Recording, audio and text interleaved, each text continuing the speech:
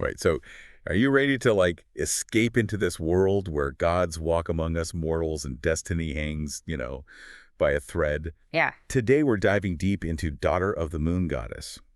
It's a fantasy novel that honestly just got me hooked from the very first page. Uh, And I'm not going to spoil anything major, I promise.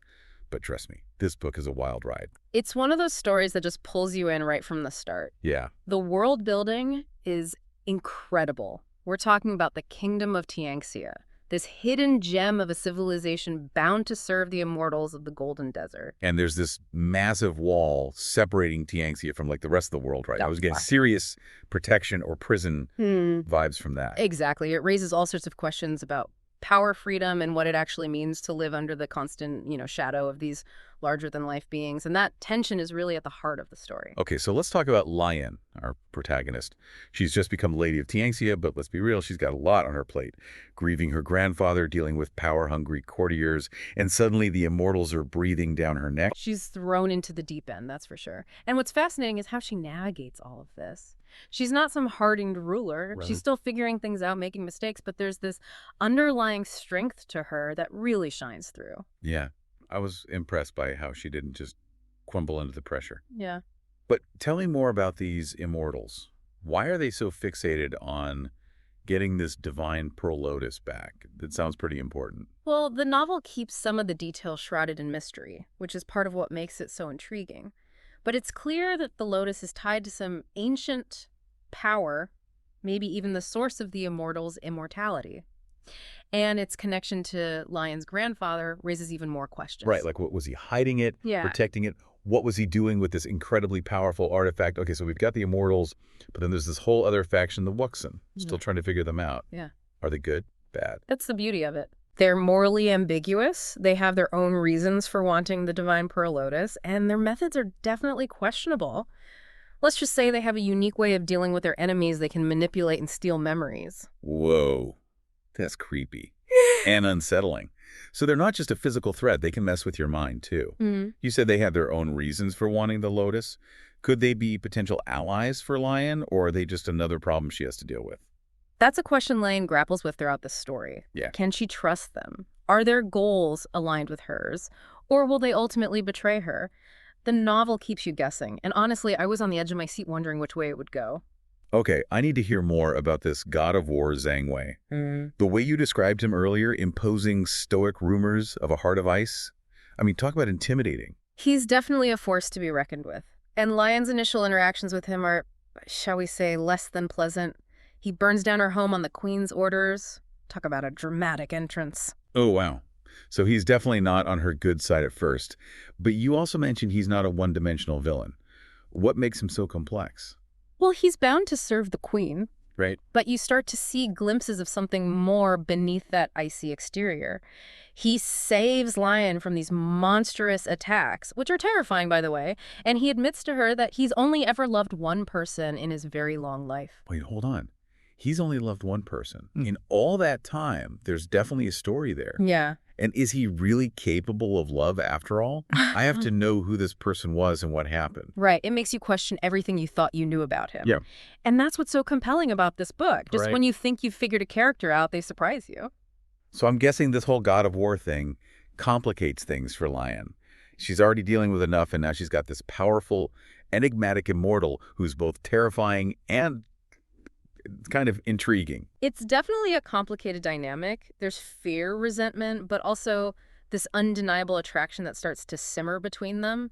And let's be real, the training scenes are intense. Oh, training scenes. Now we're talking. Yeah. Give me some details. What kind of training? Swords, magic. Well, I don't want to give too much away, but let's just say it involves more than just physical combat.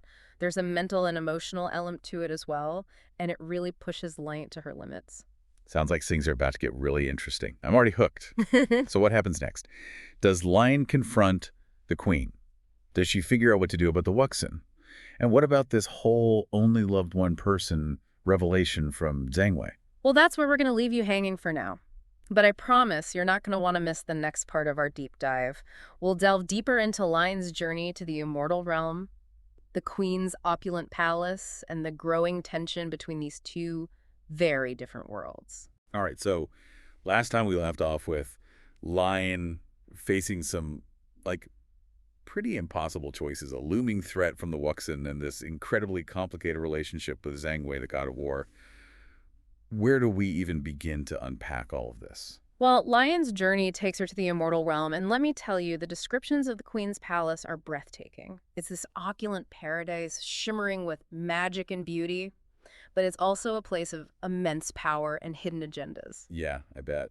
It's got to be pretty jarring going from the struggles of the, like, mortal world to this dazzling immortal realm. How does Lion handle that transition? She definitely doesn't shy away from challenging the queen's authority. Remember, Lion's still grappling with the loss of her grandfather, and she's not about to let another powerful figure dictate her life. Their interactions are electric. You can practically feel the tension crackling between them. Oh, I bet.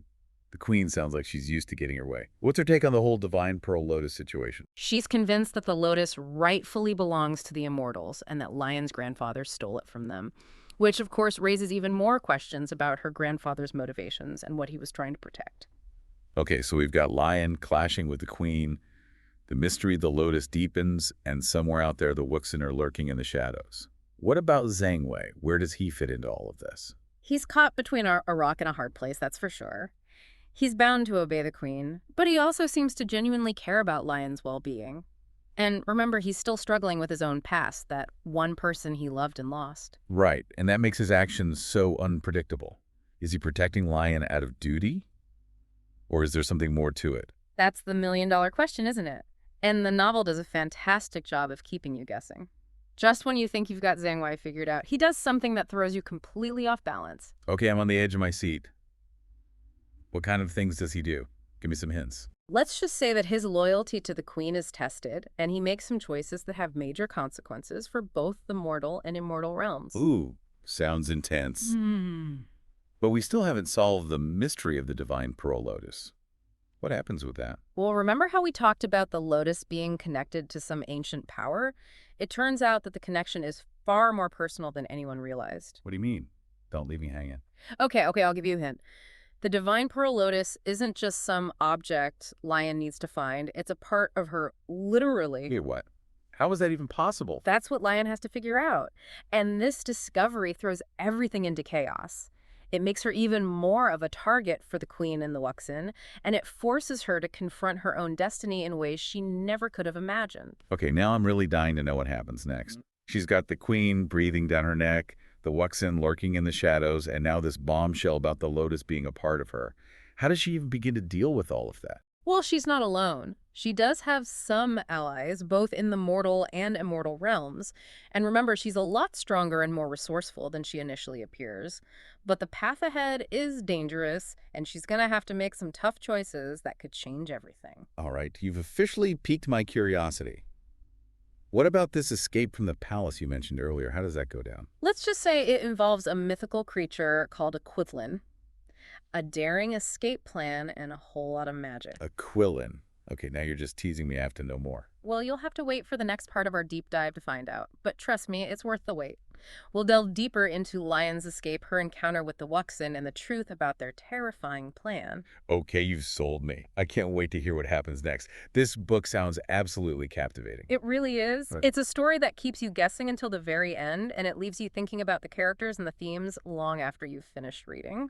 All right, so we left off with Lion escaping the queen's palace and finding out the divine pearl lotus is actually like inside of her. That's a lot to process. Right. Where does she even go from there? Well, she's on the run from both the queen and the Wuxin now, which puts her in a pretty precarious position. But remember, she's not just reacting to the chaos. She's starting to take control of her own narrative. I like that. So she's not just a pawn in this game between the Immortals and the Wuxin. Exactly. She's using her intelligence and her understanding of both the mortal and immortal worlds to try and figure out how to survive and maybe even find a way to protect her people. So what's next for her? What happens after she escapes? Her journey takes her to some really interesting places. Without giving too much away, she encounters this mysterious figure called the Ancient Grandmaster, who guards the entrance to Kunlun. It's like stepping into a myth, you know? Kunlun is this legendary place in Chinese mythology, a paradise, a source of incredible power. Wait, so Kunlun is a real place in this world? I thought it was just a myth. That's what's so cool about this book. It blends these mythical elements with the main story in a way that feels both familiar and totally unexpected, and Kunlun plays a huge role in the events that unfold. Okay, I'm definitely intrigued. But what about Zhang Wei? What's he up to while all this is happening? Well, his loyalty is truly tested, and he has to make some tough choices. Remember that internal conflict he's wrestling with duty versus his feelings for Lion? That comes to a head in a really powerful way. So we're going to see more of that push and pull between them. Definitely. And it's not just about romantic tension. They challenge each other's beliefs, force each other to confront uncomfortable truths, and ultimately help each other grow in ways they never thought possible. That sounds really compelling. And what about the Wuxin? What's their ultimate goal in all of this? Well, remember their ability to manipulate memories. It turns out that's not just a random power. It's tied to their ultimate objective. And let's just say it has major implications for Lion's identity and her very sense of self. Okay, now that is creepy. Messing with someone's memories. That's like stealing their very essence. It raises some fascinating questions about what makes us who we are. Are we just the sum of our experiences? What happens when those experiences are manipulated or taken away? The book really digs into those themes in a thought-provoking way. So is there any hope for Liyen? Can she possibly overcome all of these threats? The Queen, the Wuxin, and her own internal struggles. I don't want to spoil the ending, but I will say this. Liyen is a survivor. She's faced incredible challenges, and she's come out stronger each time. The choices she makes, the alliances she forges, they all lead to a conclusion that is both surprising and incredibly satisfying. All right, you've officially convinced me to add this book to my reading list. It sounds like an epic adventure with complex characters, a richly imagined world, and some really thought-provoking themes. It is. And I think what I love most about it is that it leaves you with a sense of hope. Even in the face of impossible odds, Liyen never gives up on herself or the people she cares about. And that's a message we can all take away from the story. So to wrap things up, if you're looking for a fantasy novel that'll keep you on the edge of your seat, make you think and leave you feeling inspired, then you absolutely have to check out Daughter of the Moon Goddess. You won't regret it. Happy reading!